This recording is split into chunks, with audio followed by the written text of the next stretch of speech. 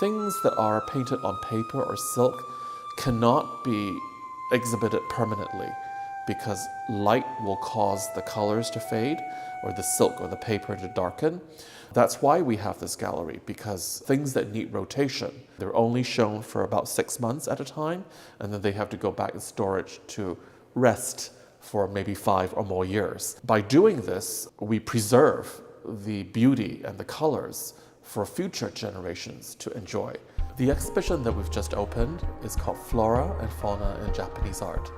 The birds and animals and insects and flowers that we see in this exhibition form part of a corpus of material that the Japanese have used for a long time in their visual art.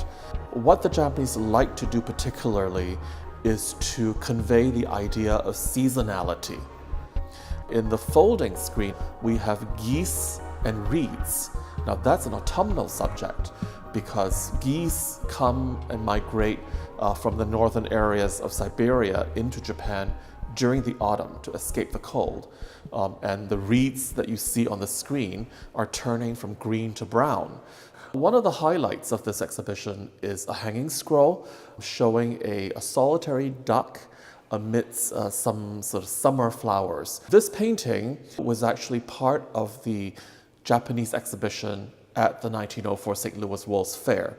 After the fair was over, the painting probably went back to Japan, maybe into a private collection. But several years ago, it came back onto the market. Strangely enough, this museum actually does not own a lot of objects that were shown in the World's Fair. So we are now basically starting to build a World's Fair's collection, sort of, as and when we find suitable and beautiful things for the collection.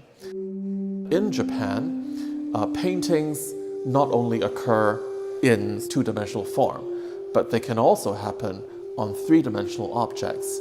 So these plates were actually painted by hand by the artisans that designed them, and then the piece was glazed over so that the color and the design remains permanently. Some of the Japanese art objects are not very big, but they're filled with all kinds of details.